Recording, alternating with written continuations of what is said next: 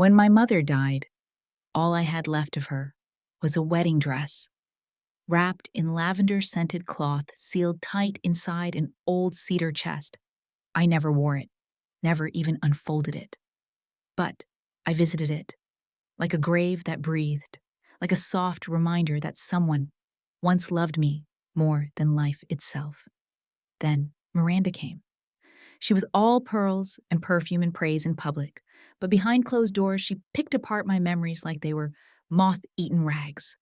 She smiled when she called my mother fragile, laughed when I tried to defend her, and one Tuesday afternoon I came home early to find her in the kitchen sweating over a pot of stew, with that same wedding dress clenched in her fist wiping bacon grease off the stove. It was just taking up space, she said. Don't look at me like that, Elowen. It's just fabric. That was the moment something inside me snapped. I didn't yell. I didn't cry. I didn't even tell her to leave. Instead, 2 weeks later, when she asked to borrow my vintage Cadillac convertible for her anniversary road trip with my father, I smiled. I handed her the keys. I even packed them a map with scenic routes marked in red. What I didn't mention, the brakes hadn't been repaired yet. I knew that. She didn't. 2 hours later, she was in the hospital with a crushed leg, a sprained wrist, and a ruined anniversary dress soaked in something far redder than wine. Now, before you decide who I am or what kind of daughter that makes me, I hope you'll listen. I'm Elowen, and this is not a story about revenge. It's a story about silence grief and what happens when someone tries to erase the only person who ever truly saw you. Before I share my story, I want to know you are here with me. Just say, listening in the comments, or let me know where you are. I love hearing how far my story can reach. Sometimes, even the smallest connection can make a story feel heard. And if my voice touches something in you, hit subscribe. This channel is where we honor the broken, the betrayed, and the ones who keep going. Thank you. And now, here's my story. My name is Elowen Harper. I'm 25, and I live in the creaking bones of a Queen Anne-style house nestled in Savannah, Georgia. It once belonged to my grandmother on my mother's side, and somehow it still smells faintly of lavender oil and aged wood like my childhood. I restore antiques for a living, chairs that have forgotten how to hold weight teapots with cracked handles, music boxes that no longer sing. I bring the past back to life, perhaps because I've lost so much of it myself. I lost my mother Clara to cancer when I was 16. She was light personified, fiercely gentle and unbearably precise. She hand-sewed her wedding gown in 1980, working each seam with lace she'd ordered from France and tiny freshwater pearls she had strung herself. The gown wasn't just a garment. It was legacy. She left it with Evelyn, her best friend, for safekeeping. Don't let it yellow in a closet, she once said. Let it breathe, let it wait. One day, it'll know when it's time. After Mom died, my father Henry remarried.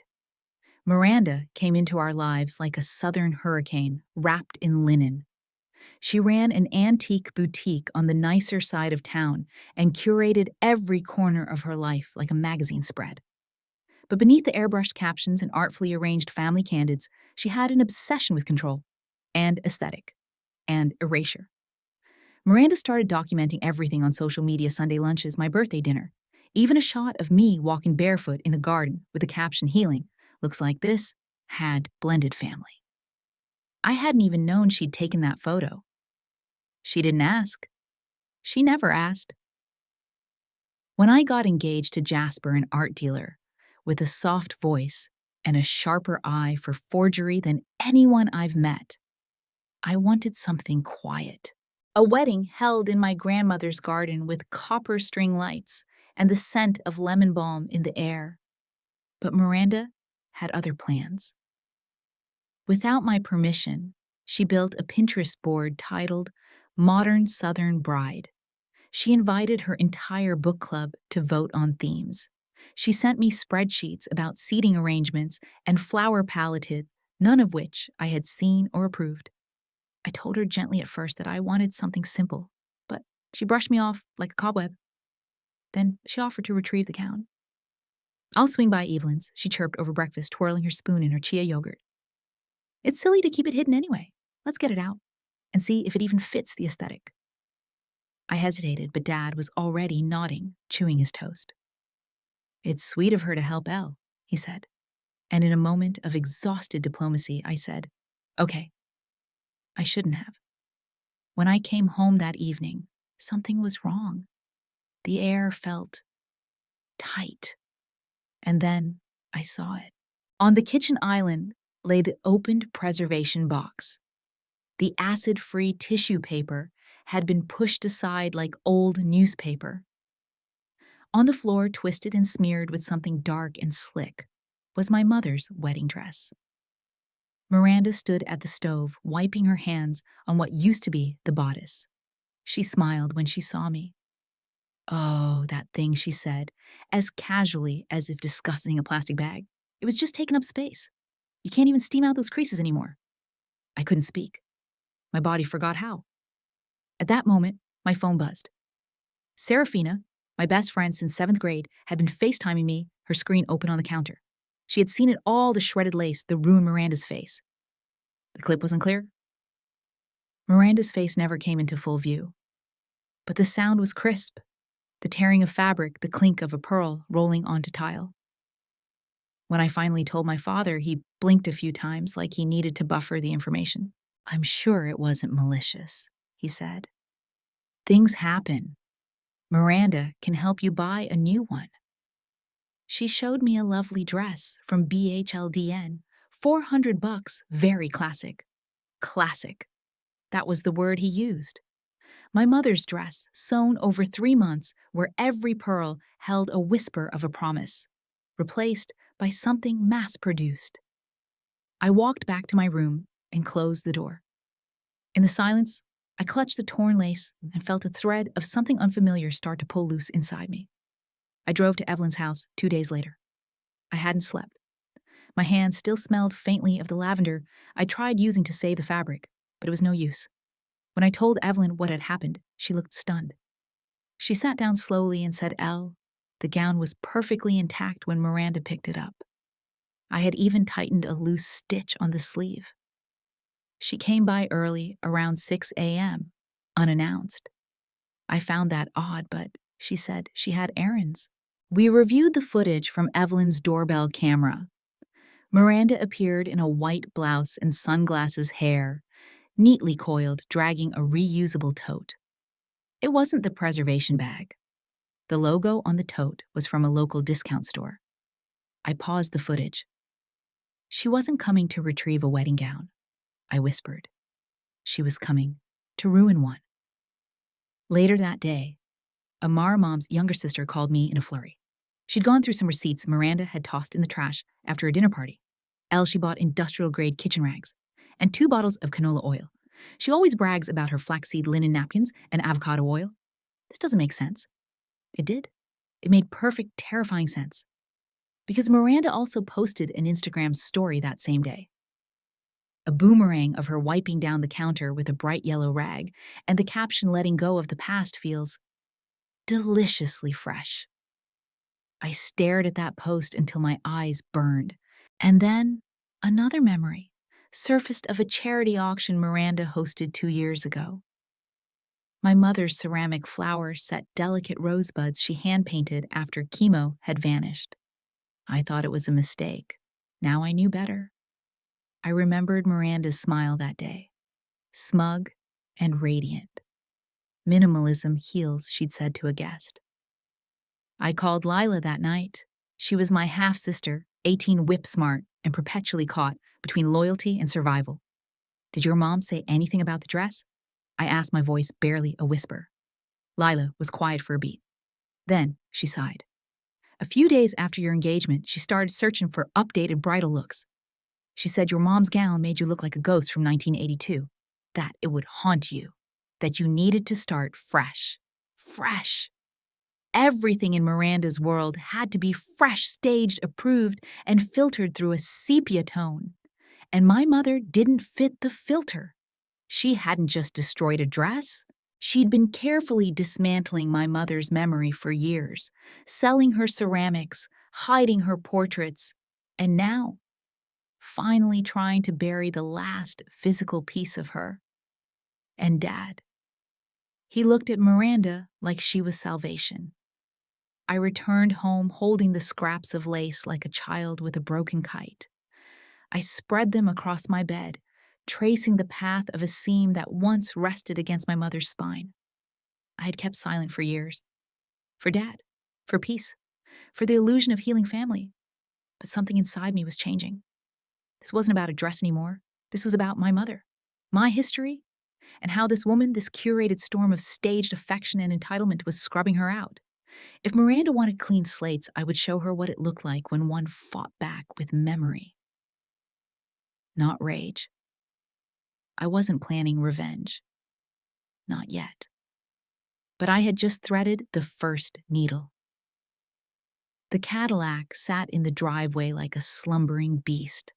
A 1959 Eldorado baby blue with chrome so polished it still caught firelight. It once belonged to my grandmother, passed to my father. And on my 18th birthday, he handed me the keys, like he was giving away a piece of heaven. It was the last relic I had from my mother's side of the family. I never drove it, unless the moment truly called for it. Most days, I just let it sit clean, preserved, revered. When I was younger, I used to imagine my mother behind the wheel, hair up in a scarf, lipstick perfectly drawn, hands relaxed on the leather steering wheel as she drove me past the azaleas blooming through spring. I could almost hear her laugh rising above the hum of the engine. To me, that car wasn't just metal and rubber. It was memory, stitched in chrome. So when Miranda texted me late one evening, asking to borrow the Cadillac for a perfect anniversary getaway, something in me twisted.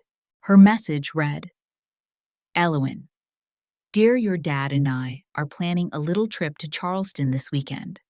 Could we borrow your gorgeous vintage car? It would look so dreamy in the cobblestone streets. She even added a heart emoji. I stared at the screen. I could have said no. I should have said no. But I didn't. My fingers hovered over the reply button for a long time, then typed, sure, it's yours for the weekend. What I didn't say was this. 2 weeks earlier, Tobias, my longtime mechanic, had warned me about the brakes. A WhatsApp message still sat unread, blinking in the notification bar. El, the brake line's cracked. If you're taking that car on a highway or hills, you're asking for a disaster. Needs fixing ASAP. I hadn't brought it in yet. Life had gotten in the way. Or maybe I was waiting. The next morning, I walked into Miranda's boutique with the Cadillac key. She was reorganizing a display of crystal decanters, humming along to some vintage Sinatra track. Here for the car, I asked, tone light. She turned, flashing that curated smile. You are the sweetest. Thank you, darling.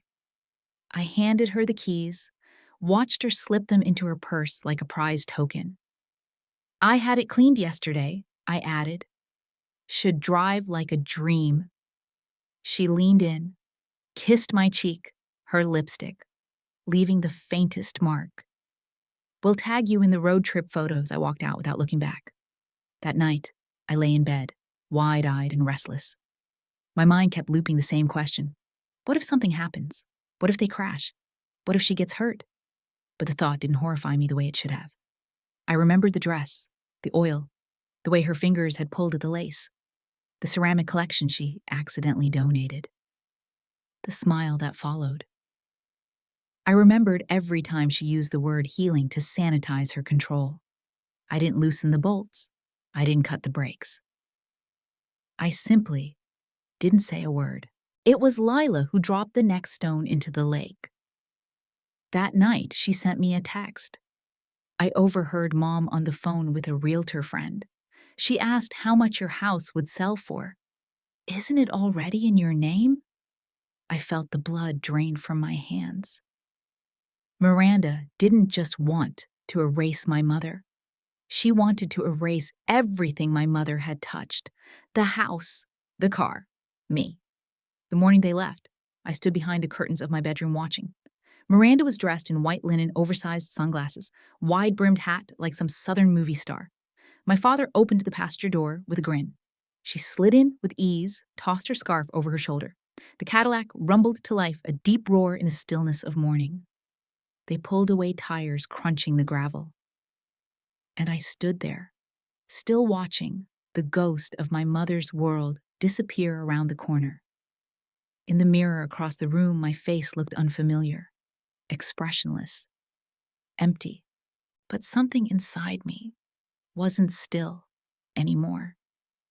The phone rang at 11:42 a.m. I was rearranging antique sconces in the workshop when I saw my father's name flash across the screen. I didn't even say hello. "Elowin," he said, voice frantic. "We were in an accident. The car. Miranda's hurt. The brakes gave out. Everything froze. The room, the light, my body." I could hear the muffled sirens through the phone. "There's blood," he whispered, choked. "So much blood." I sat down slowly, my fingers locking around the edge of the workbench. I didn't cry. I didn't even breathe for a moment. They'd been driving just outside Charleston when the brakes failed. On a slope, the car had slammed into a concrete barrier. Fragile. Miranda was thrown sideways, her leg crushed under the dashboard. A broken ankle, a sprained wrist, cuts deep enough to soak the upholstery.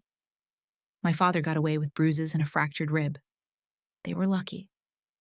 If the guardrail hadn't held, they might have gone over. At the hospital, Miranda lay in a tangle of bandages and accusations. When she saw me, her voice cut like glass. She knew she spat. Elwyn knew the car wasn't safe. She let us drive it. She tried to kill me. My father looked between us, stunned, uncertain. I said nothing for a moment, then handed him my phone. On the screen, Tobias's unread message, the brake report, the timestamp from 2 weeks earlier. "I didn't sabotage anything I said. I just didn't warn you. I knew it wasn't safe." He read it, scanned it again. Then he looked at me, and for the first time, I saw doubt in his eyes, not directed at me, but at her. Later that evening, Lila came by my place. She looked exhausted, her eyes red. "She's talking to a lawyer," she said. "She wants to sue you for intentional harm." I raised an eyebrow. "On what evidence?" She told me she doesn't need real evidence. Just a good story. Something to push online. Paint you as unstable. Lila paused. "I recorded part of it, but she took my phone and deleted it. I still remember what she said." I touched her hand. "That's enough." The next day, Miranda's Instagram showed a picture of her leg in a cast. The caption read, "Not exactly the anniversary I imagined. Sometimes family hurts more than strangers." Toxic family still surviving. Within hours, it was shared by boutique influencer accounts. Some sympathized, others asked questions. But the damage to my reputation came quickly. I lost 2 commissions that week.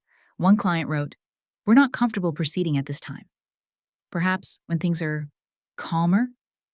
My business had never relied on viral fame, but in a town like Savannah, where stories spread faster than facts, reputation was everything. And Miranda knew how to wield it. I sat alone that evening, Evelyn beside me, her hand tight around mine. "I want to show you something," she said, pulling up a clip from her security camera. It was grainy time, stamped at dawn on the day Miranda had taken the dress.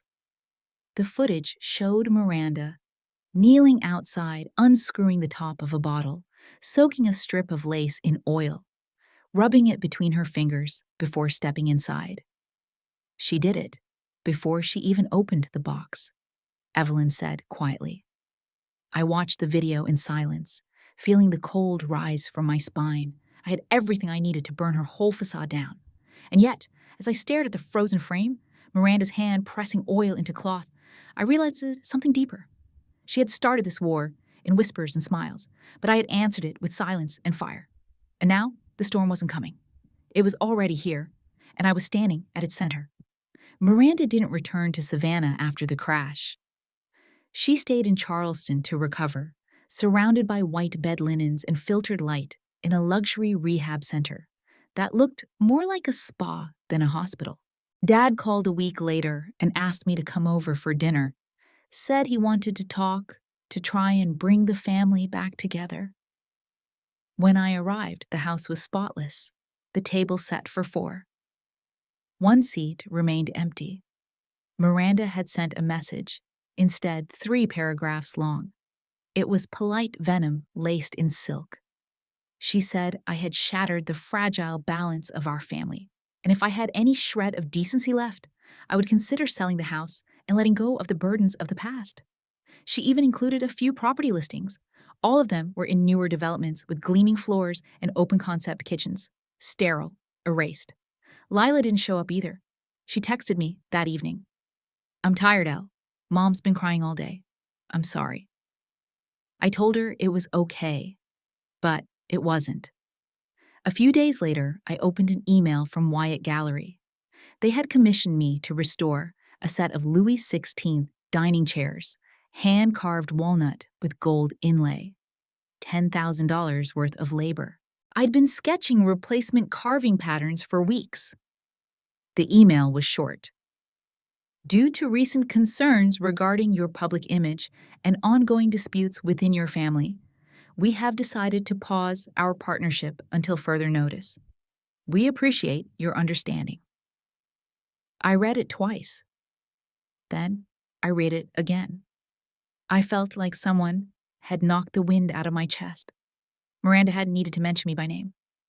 Just a photo of her cast, a few words about toxicity. And suddenly, I was the threat. I was the unstable one. Lila came by that night, silent and pale.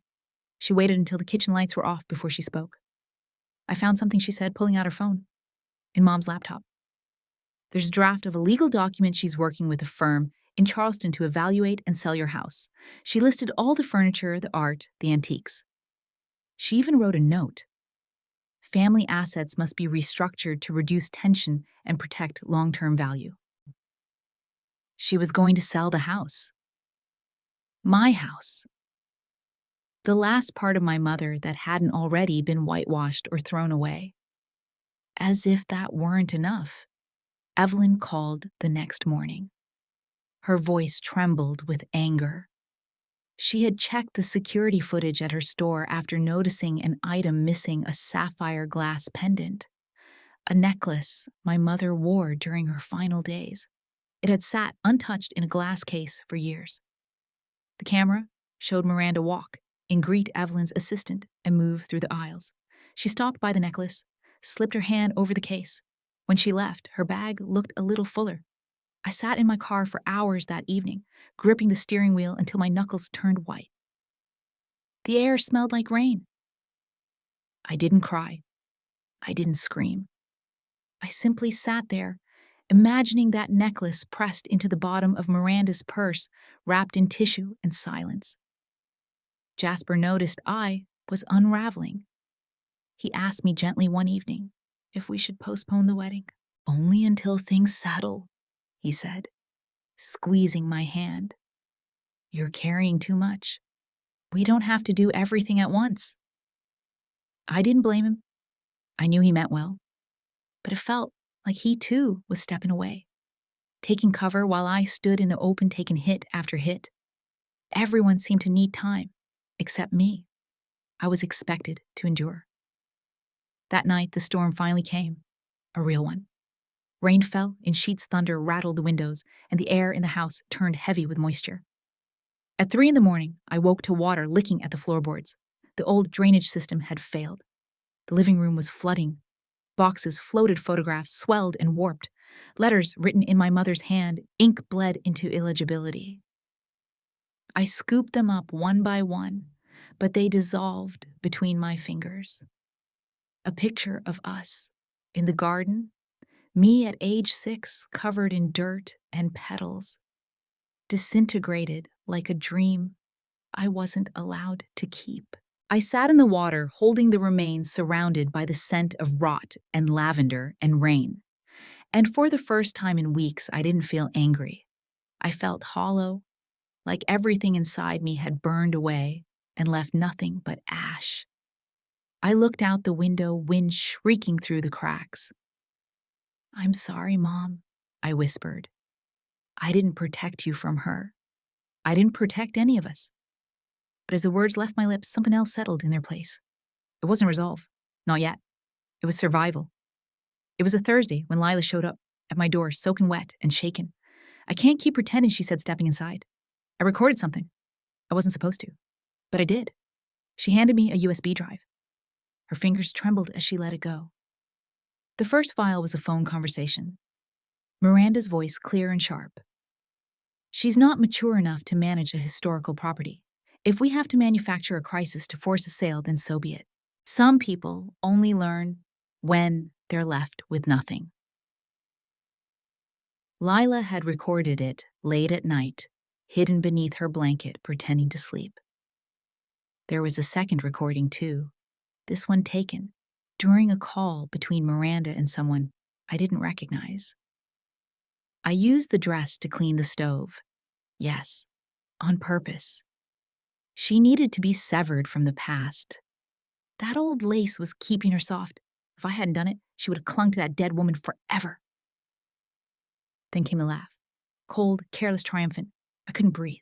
For a moment, I wanted to throw the USB across the room, but I didn't. I slid it into my laptop, saved both files, and labeled them. Proof and permission. That weekend, Evelyn hosted a small gathering for the local antique society. It was supposed to be a modest celebration, tea, lemon cake, silent auctions. But halfway through, Evelyn stood in front of the crowd and played a grainy security clip from her store. The footage showed Miranda reaching into a display and slipping the sapphire pendant into her purse. There was a collective intake of breath. Whispers darted like wasps. "She's the keynote speaker next week in Charleston." Not after this. She stole from Clara Harper's legacy. That was all it took. Amara followed up with a formal petition to the Antique Ethics Committee. In her statement, she outlined Miranda's long-standing behavior, destroying heirlooms, manipulating sales records, lying to clients, and now theft. Within 72 hours, the committee suspended Miranda's store's license pending investigation. Her website vanished. Her Instagram, once filled with curated bliss, became a battleground of comments. Not so perfect anymore. The tag trended in Savannah for 3 days. Then Miranda made her move. She held a press conference at a small hotel lounge. Her voice trembled as she apologized, saying she'd been under immense pressure, trying to parent a grieving daughter who never healed. She spoke of desperation and misunderstood intentions. But that same night, the audio from Lila's USB leaked, the full version. Her voice clear and cold, her laugh, her plan. The press turned. Headlines changed. The community turned sharper. Sponsors pulled out. Clients disappeared. I didn't post anything. I didn't write an open letter. I didn't make a video or correct the narrative. I didn't need to. Because for the first time, the truth stood tall without me having to hold it up. I stood on my porch as the evening light bled gold through the trees. The wind lifted my hair, the scent of soaked wood and lavender returning like a memory I hadn't summoned. I whispered to the wind, "That's enough." Miranda would never touch my mother again. Not her name, not her home, not me. Not ever. The week following the leak was a slow, relentless storm that washed Miranda out of every corner of the antique world she once ruled. Auction houses cut ties. Collectors who once praised her curated elegance quietly removed her name from guest lists. Even the socialites of Charleston, who'd once fawned over her taste in French linen and hand-blown glass, stopped returning her calls. Her carefully worded apology post disappeared in under 24 hours. But the hashtags remained #Chad Antique Liar, #Destroyer of Legacies, floating like ghostly reminders above every attempt she made to bury the scandal. Southern Charm Treasures closed its doors 1 week later. The storefront that used to smell of jasmine polish and old mahogany now stood hollow. Someone had taped a strip of paper across the window. "This shop doesn't honor the past. Amara called me 2 days later to confirm Miranda had been banned from participating in any certified auctions under the Savannah Antique Society for the next 5 years. She read me part of the council's statement. No one has the right to manipulate someone else's heritage to craft a fictional image of themselves. I didn't respond, but I sat with that sentence for a long time. That same evening, my father came by. He didn't call first. He knocked, holding a small wooden box in both hands like it was made of glass. I saved what I could, he said quietly. Inside the box were a few loose pearls, the kind my mother had sewn by hand onto her wedding dress. There was also a folded piece of paper, one of her old sketch plans for a table she had once dreamed of building for the garden. I should have been there, Dad whispered. I let you carry it all because I was too scared to lose again. For the first time in years, he didn't try to excuse what had happened. He didn't tell me to be the bigger person or that Miranda had her reasons. He just sat next to me, not behind, not above beside me. I didn't say much, but I didn't pull away either. A few days later, he handed me a white envelope. Miranda had sent it through him. The letter inside was short. Elowen, I won't ask for forgiveness, but I will not come back. I understand now that I've lost, not because my plan failed, but because I had nothing to protect but myself. I folded the letter once, then again.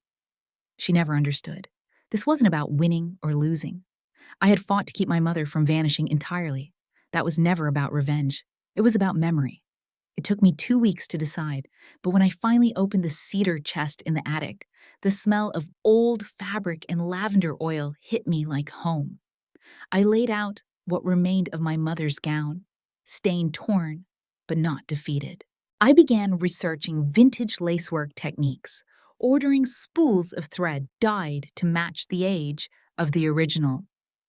Every night after dinner, I stitched until my eyes blurred. Jasper helped build a new dress frame. Amara found a shop in New Orleans that sold lace modeled after patterns from the early 80s. Evelyn mailed me one of Mom's old sketchbooks with her original design, the curved collar, the cascading train, the beadwork she had hoped to pass down. I didn't recreate the dress. I rebuilt it with every story, every pearl, every tear that had soaked into its threads. It became not a replica, but a record of who she was and who I had become. One evening, as the golden light poured across the kitchen tiles, Lila showed up with a suitcase. I don't want to stay in that house anymore, she said. I'm sorry I was quiet for so long. But if you'll let me, I want to start again, here. I didn't have to think about it. I opened the guest room. She unpacked, hung her jackets, and left her phone in the hallway. For the first time in a long time, I didn't feel like I was piecing myself together alone. We didn't want a grand wedding, just something that felt like home. So we held it in the backyard of the old house, beneath the same oak trees, where my mother once hung glass jars filled with fireflies and lavender sprigs. The garden was blooming again, wild and perfect, but radiant. I wore the restored gown. The neckline shimmered with a single remaining pearl from the original. The rest I had stitched with my own hands, every thread a memory, every knot a promise. Lila stood by my side as maid of honor.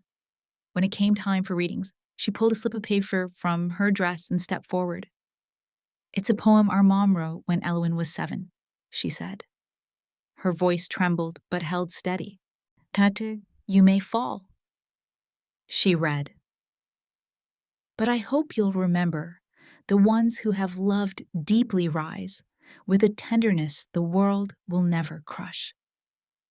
No one clapped. No one needed to. Jasper reached for my hand. We stood together under the dappled light, and in the hush, I swear I could feel my mother. Not in the wind, in us. Miranda didn't come to the wedding. No one expected her to.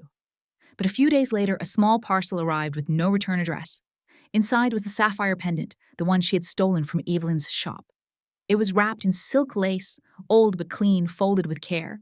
No note, no explanation. I didn't need one. I didn't reach out. Some apologies are better left in silence because they belong not to the person who receives them, but to the one who needs to carry the weight. The following month, I opened my workshop on the ground floor of the house. I called it Clara's Stitch, where stories are mended. The sign was hand-painted, delicate, honest. Young artisans came to learn how to preserve the past, not just replicate it. A museum signed a contract to restore an entire wing of wooden exhibits. My name, once clouded by chaos, was being spoken again, now with trust. Dad came by one morning with wood shavings on his sweater and a glint in his eye. "I finished the table," he said. "Your mom's design. Took me 20 years, but I did it. We carried it into the garden. It smelled of cedar and lemon oil. He handed me a chisel. 'Carve her name,' he said. 'It's her table.' So I did." That night before our honeymoon, I stepped outside alone. The wind rustled the leaves above. The old oak stood tall branches stretched wide as if holding space for every memory I'd once tried to lock away. I reached for the pearl on my collar, warm from the day's sunlight, and I smiled. Some people are never truly gone. As long as we choose to remember them not through bitterness, but through love, they remain, threaded into who we become, stitched between every breath, every act of gentleness, every vow to protect what matters. Even after everything, I still had her. I always would. Sometimes the things we fight to protect aren't made of gold or glass. They're made of memories of love, of names whispered in quiet rooms. And when someone tries to erase them, standing your ground isn't about revenge, it's about remembrance. If this story stirred something in you, I'd love to hear it. Leave a comment, share your thoughts, or simply say, "I'm here." And if you haven't yet hit follow, this space is for hearts like yours.